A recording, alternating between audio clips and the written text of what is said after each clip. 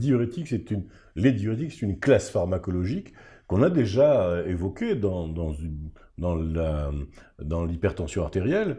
Et donc là, quelle va être l'action de ces diurétiques? Alors, ces diurétiques sont en général donnés par voie intraveineuse. En milieu hospitalier, on démarre un traitement intraveineux pour soulager rapidement le patient. Donc l'infirmière va mettre en place une voie d'abord et le diurétique va être injecté.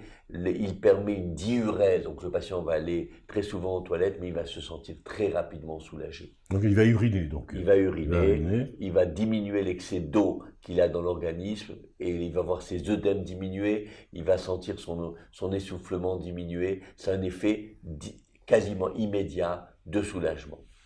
Donc c'est la première étape qu'il faut envisager. Une fois que le diurétique a été donné, il faut à ce moment-là, suivant la cause de l'insuffisance cardiaque, traiter spécifiquement.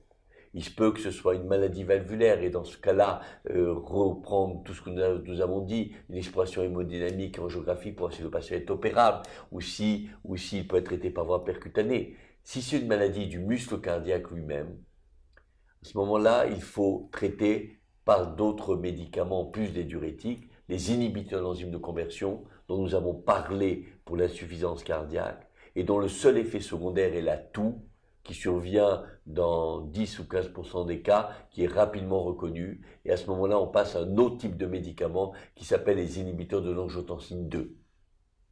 L'autre traitement reconnu de l'insuffisance cardiaque, ce sont les bêta-bloqueurs, notamment le bisoprolol, également le carvedilol, également le métoprolol, qui ont été démontrés comme des traitements de l'insuffisance cardiaque qui prolongent la vie du patient insuffisant cardiaque.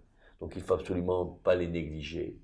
Et enfin, le troisième médicament dont nous avons parlé pour l'hypertension dite réfractaire, qui s'appelle la spironolactone, qui est donné dans l'insuffisance cardiaque et qui prolonge là aussi la vie du patient. Vous avez évoqué les atteintes du muscle cardiaque. Quelles sont-elles? Alors, c'est une atteinte de la fibre cardiaque, comme nous l'avons signalé, qui peut être secondaire à un infarctus étendu, une maladie valvulaire qui a été négligée, qui a retenti sur le ventricule gauche, qui se dilate. Le traitement de la maladie valvulaire, le traitement d'insuffisance de l'infarctus du myocarde, mais il y a des patients qui ont dépassé ce stade. Et à ce moment-là, il faut envisager d'autres thérapeutiques.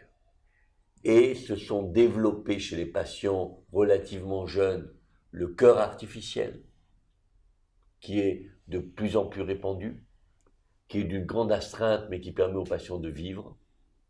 Et enfin la transplantation cardiaque, qui est toujours d'actualité, bien qu'il y ait un manque de donneurs qui se fait sentir dans tous les pays.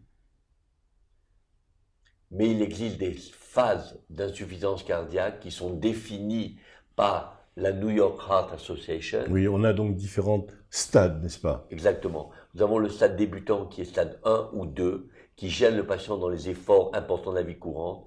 Le stade 3 qui est dans les efforts quotidiens et le stade 4 où le patient est obligé d'être alité.